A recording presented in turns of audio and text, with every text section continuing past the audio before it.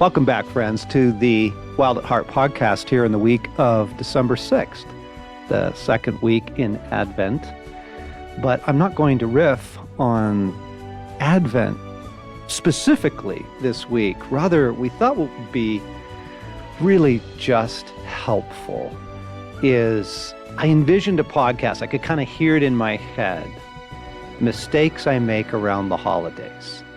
Like if we could name these things ahead of time, maybe we could navigate around some of them this year. So I don't know why Alan and Sam and Stacey Burton on our team came to mind, but they're in the studio with me today. Mistakes A-team. I just knew there'd be some good stories here.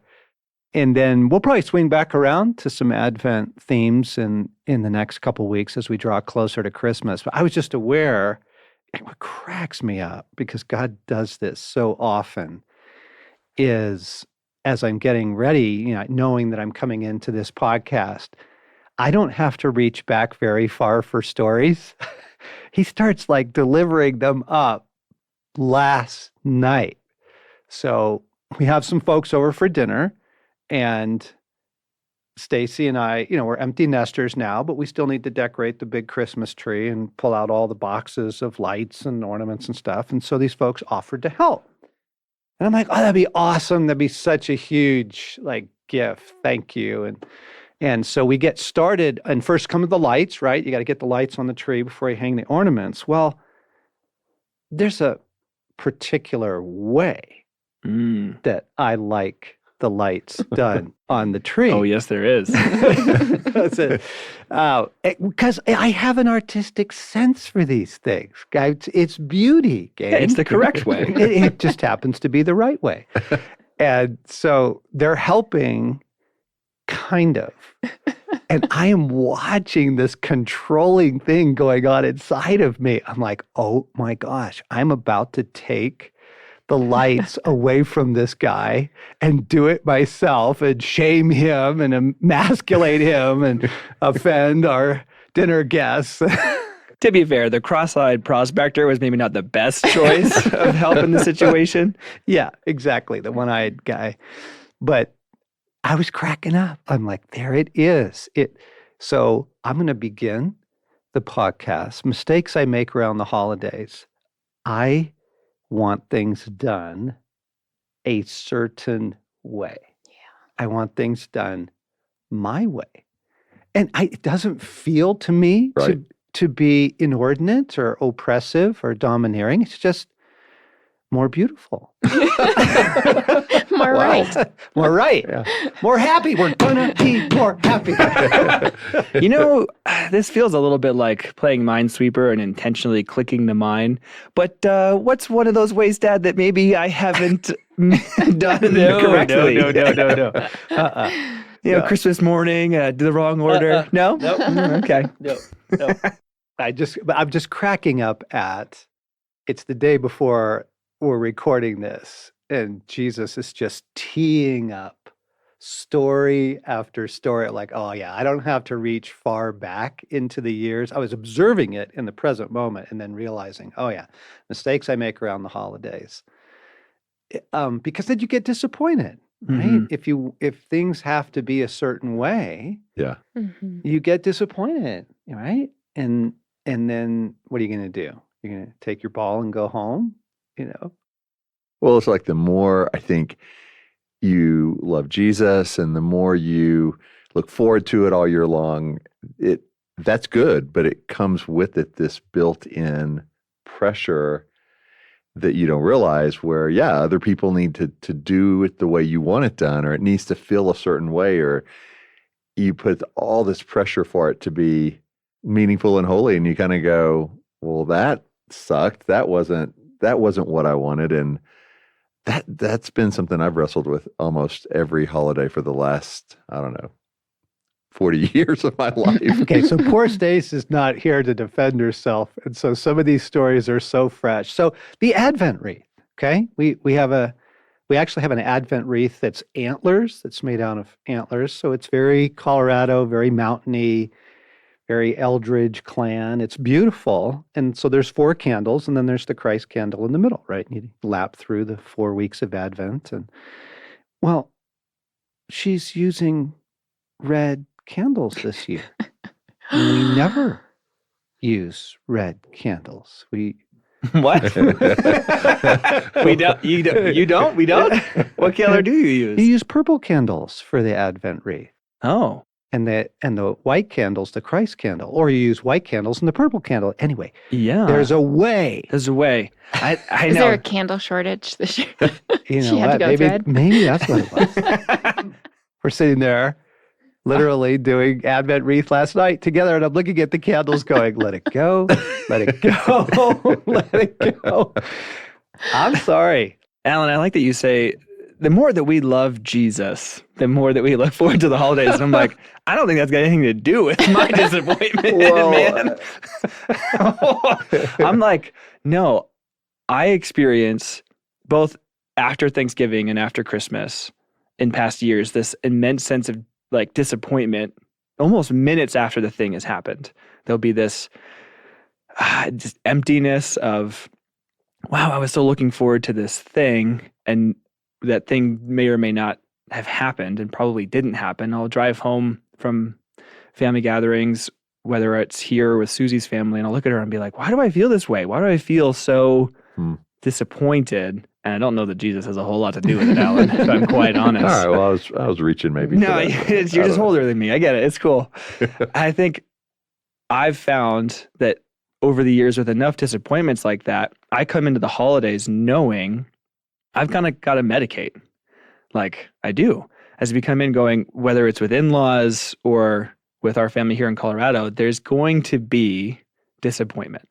Like that's this big verdict of like, here come the holidays, and with them comes the big letdown. And therefore, what are you going to do about it?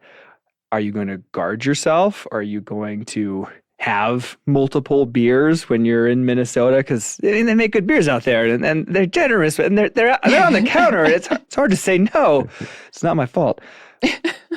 But I do, like, you find yourself going like, wow, I just spent a week where I was bracing rather than embracing, if that makes sense, where I'm like guarded for this inevitable letdown. And I have some more thoughts into like ways I've done it better, but ways I've done it wrong is fully embracing like the medicating, the dissociating, the like, I just need more sweets. I just need to like finish off that box of the Christmas cookies. I just need that beer because the disappointment is coming.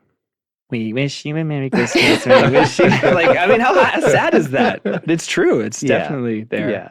And then how we prepare ourselves for that. Do we brace? Do we make other choices towards love? Right. Like, Yeah. knowing that. Stace, mistakes you make around the holidays? Let me grab my list. I was thinking last night, I'm a planner, and I think it is a gift God gave me, organizing. But I realized the extent of it last night because it's so important to me to be able to enjoy the space between Thanksgiving and Christmas. So I actually realize I start mentally preparing in July. And by that, I mean my goal is to get all my Christmas shopping done by Thanksgiving Wow. because of the pressure of nobody needs anything, but everybody wants something. So what is that perfect gift? So I start actively listening in July to like what people want. What do people want? What can I find? So the funny story of this was like when Riley was 10, I started listening and preparing so I don't have to deal with the stress of Christmas, right? I got her all these Christmas gifts. She was very gracious on Christmas Day after unwrapping everything. And I was like, did you have a great day? Did you get everything you wanted? And she's like, I got nothing on my list, Mom. Like, thank you. And it's because I was like, but a ukulele. You said you wanted a ukulele. And she was like, in July, I wanted a ukulele. Oh my God. No way. It backfired. So again, I know, like, not ungrateful. My point is, like, I think the biggest mistake I make in the holiday season is missing people's hearts because I'm trying so hard to protect my heart that I I struggle with paying attention to how difficult it is for my husband to participate with my family. I miss Riley's heart in so many ways. Many stories of that.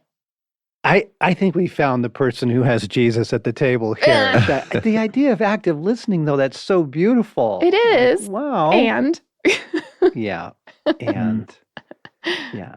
For me, I really look for moments to be spectacular. Like I know it's not going to be one spectacular month, December 1 through Christmas, but I want some of those moments. And so usually for me, where I feel the I'm doing it wrong because I lose heart and I lose my patience, is we always try to do the Christmas tree together as a family.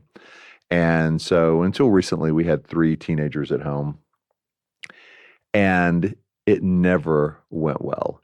Like inevitably, one person had something with friends that came up and they wanted to not be there, and one person was in their room doing something and wanted to do it 5 hours later when somebody else couldn't. And so it always would create this massive tension where we had the tree and we had the box of the ornaments and we had the lights, and most years it ended up being just me. Because there'd be an argument or somebody would be into it, but the rest wouldn't be. And so Kelly and I, or me, would start doing the lights by ourselves. And it just was like, here we go again, like it was 3 weeks before Christmas, and it felt like already hope was starting to be lost. Or I'd go out to do the lights in our front yard, and Gray or Chase or whoever would lose interest. And I felt like, Chevy Chase in National Lampoon's Vacation, where strands of lights are tangled. I'm out there by myself. I'm starting to put it up. Kelly looks at it and goes, "Is that the way we want to do it this year?" And, and she had a different vision, but that vision included me having a crane to get up to the top of our house, which I don't. And I was putting all this pressure on these moments, and everybody had a good heart and everybody was trying to kind of be in their way helpful. But I was like, this Christmas is already going down the drain, and it's 3 weeks before it starts. Alan, I love the arguments around like decorating the Christmas tree, because you're like, we are going to have a nice Christmas. We are going to bond. This is magical. Get your butt in the living room. So that pressure I've just found is so not helpful. But I wanted that hallmark moment at those times. And oftentimes you get the messiness and not the hallmark moment. One for me, I seem to do this every year. I miss it for Susie with the finances piece. Like I expressed to her, I really love a home that feels like we're creating the memories and the magic for our children. So like, let's not just have it be that we hang a wreath on the door. Like, let's make it feel whimsical and beautiful inside. And like, we're actually turning our hearts towards the season. And then I get mad that she spends money to like decorate the house. And I'm like, oh, you got all these garlands and she's like, what on earth? Like, you asked me to do this. I'm doing this because this is something that you have specifically requested. I'm like, yeah, no, you're right. That's, okay. And then she'll spend money on the kids. And she's really frugal. I mean, she's like, again, kind of to what you're doing, Stacey, she's listening to what they want and trying to taper it into, well, a 3-year-old probably doesn't have like the best understanding of what they want long term. They might like something for 2 minutes. Changes by We're week. like, we heard you, sweetie, and we got you this instead. And she'll get it off of Facebook Marketplace, or she'll wait for sales and things. And I still will like grumble at her of like, we didn't really budget for that. I'm like, wait, I am getting on my wife's case for buying our kids Christmas presents.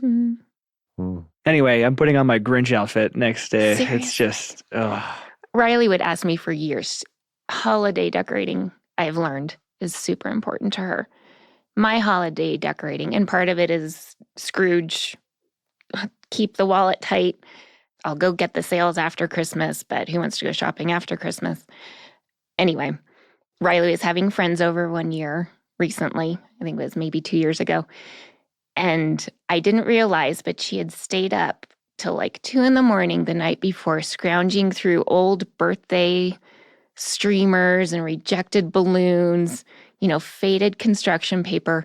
I woke up like that scene in Elf where he like decorated the whole store.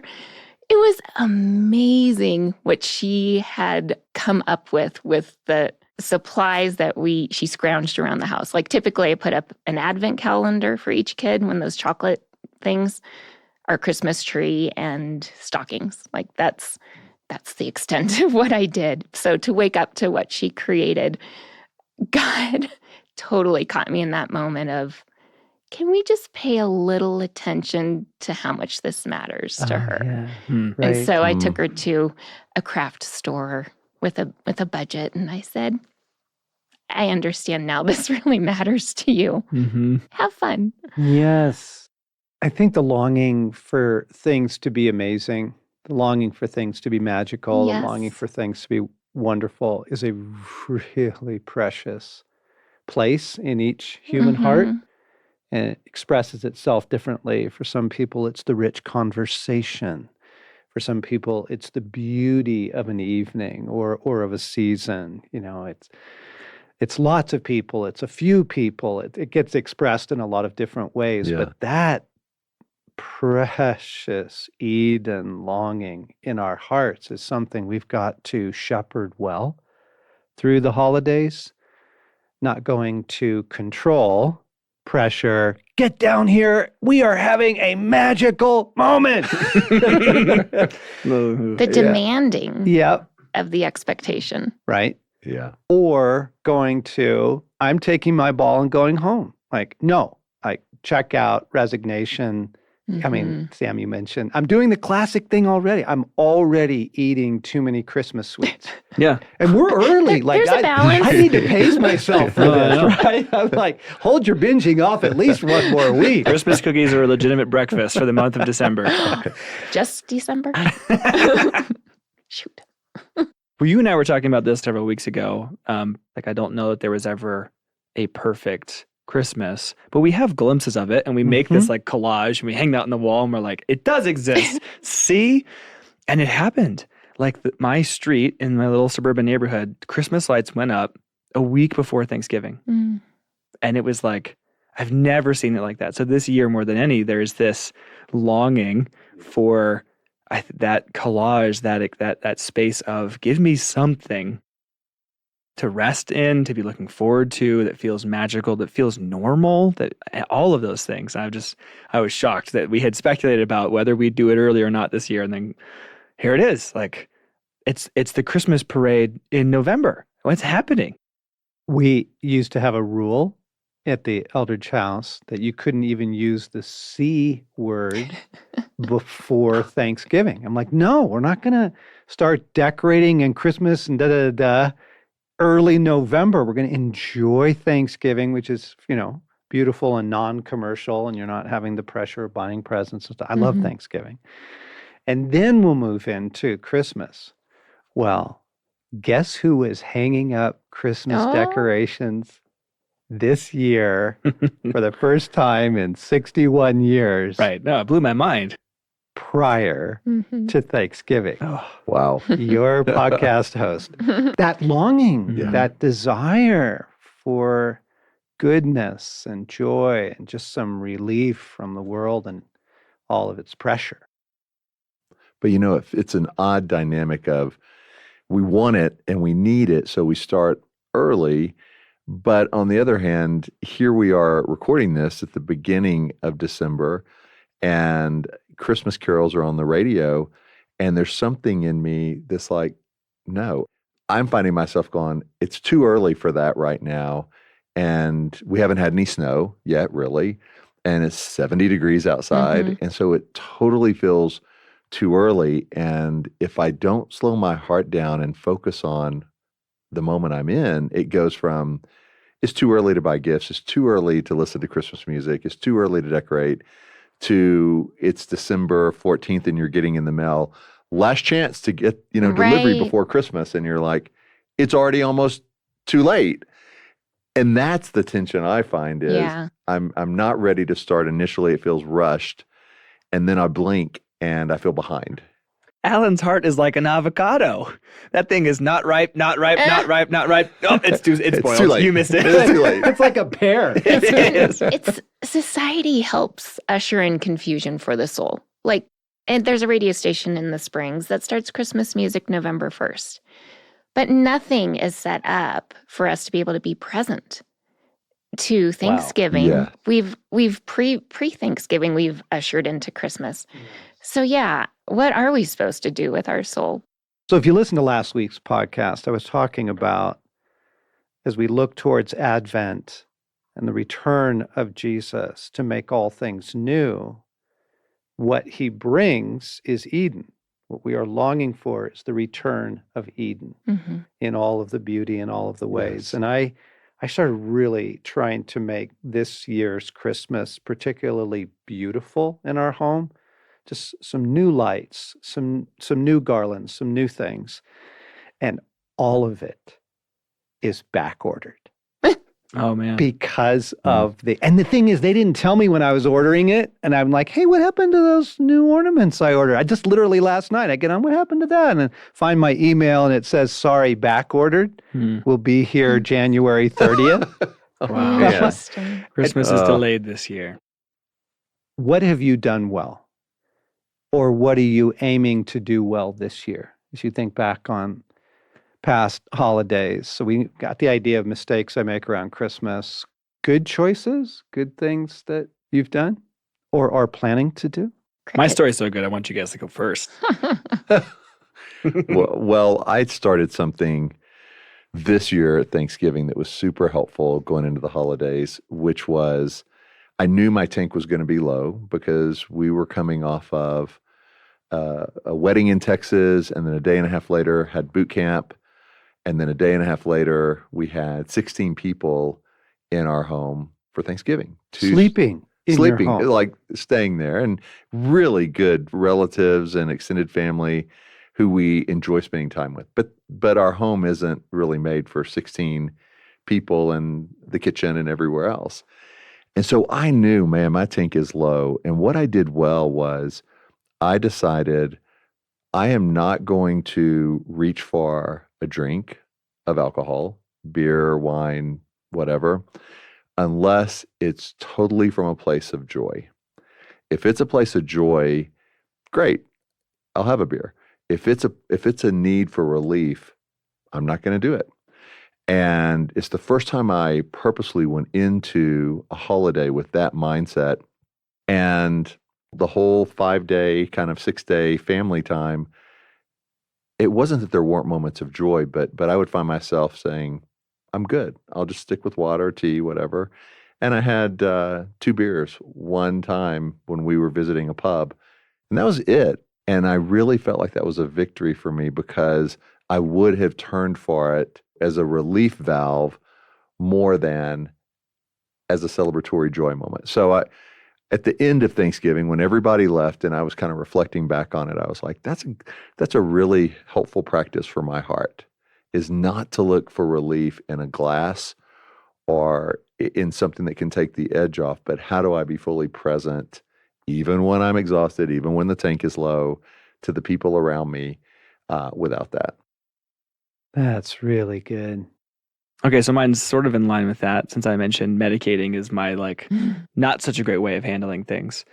This happened a couple of years ago where I actually sat with some of that bracing emotion, some of that why I felt disappointed before any of the actual holidays had already happened. That sense of looming loss, which was not an unfamiliar experience. And I have begun to be aware of these younger places inside of me that actually needed care and tending to.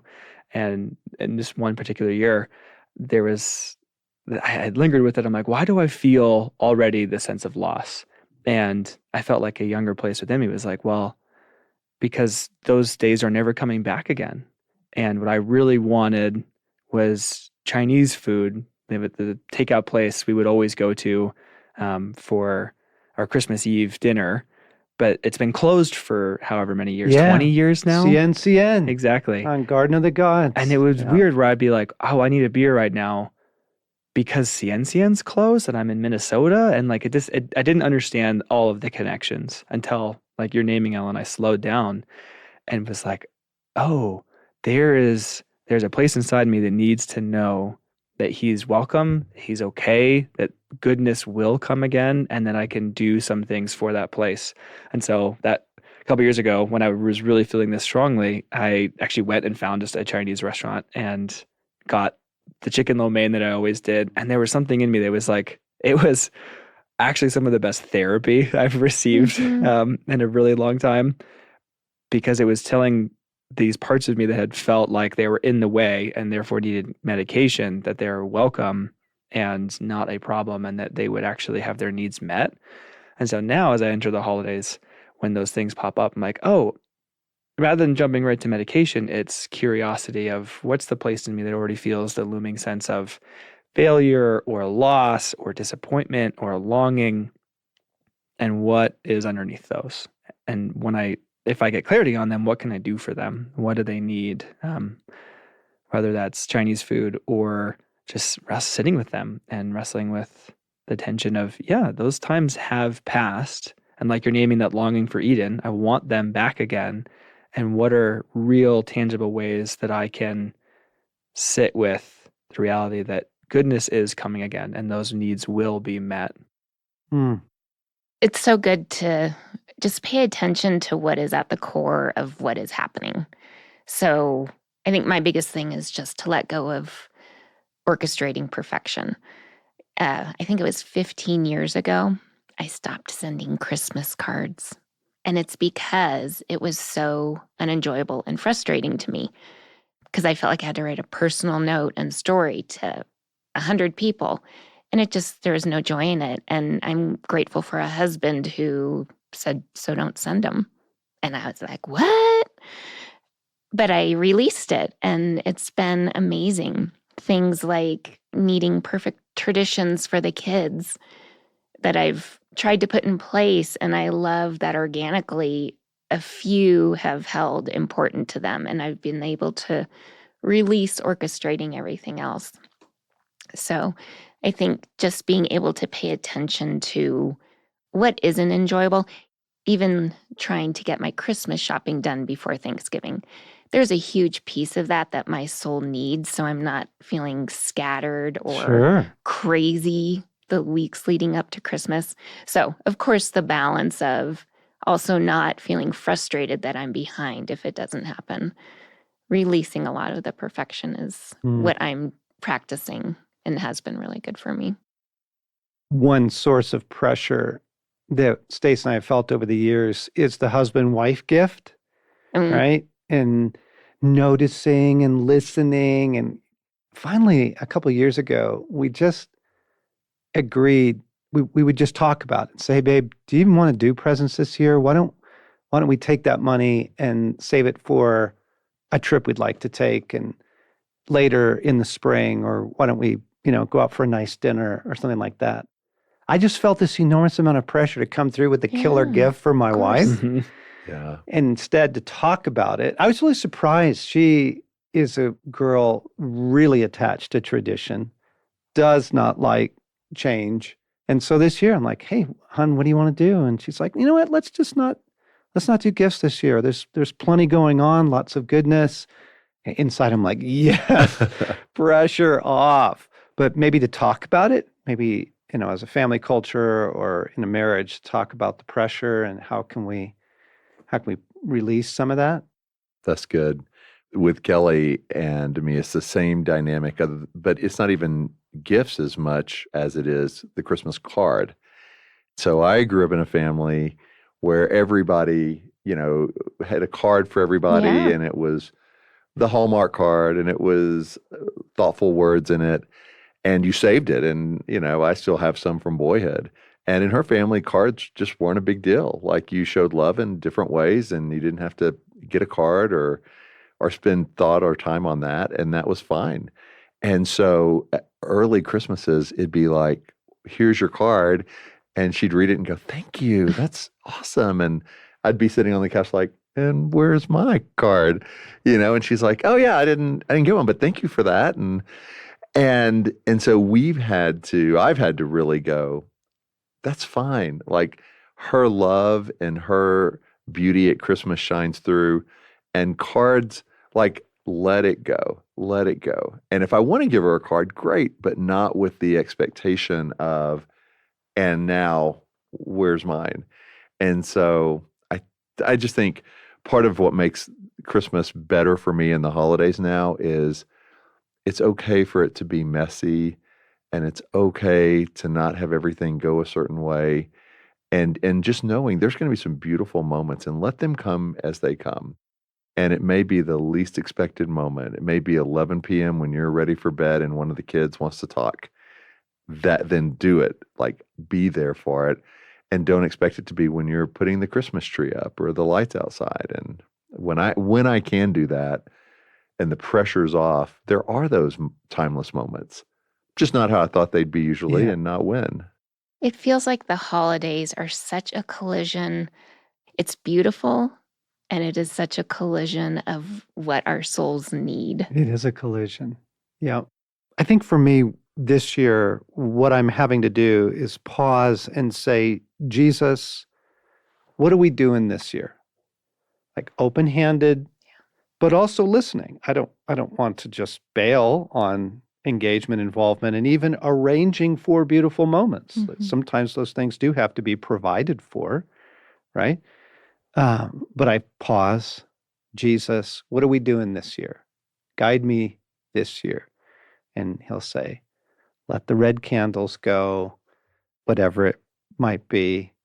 Alan, the thing on drinking, he's definitely brought that up for me this year of like, back off on that. That's not what your soul actually needs. Like, and just to invite him in, Jesus, what are we doing this year? What does it look like this year? And where are you shepherding my heart this year?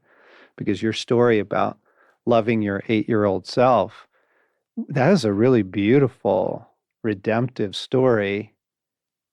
Jesus, do you have something like that for me Mhm. this year? Where are we going, Lord? How are you shepherding me this holiday season? And friends, we just thought that that would be helpful to do it this week rather than Christmas week when there's already too much momentum behind everything. The aftermath. How to pick up the pieces. Yeah, that'll be the after Christmas podcast. So, yep, happy second week of Advent, everybody. And we look forward to picking up with more next week.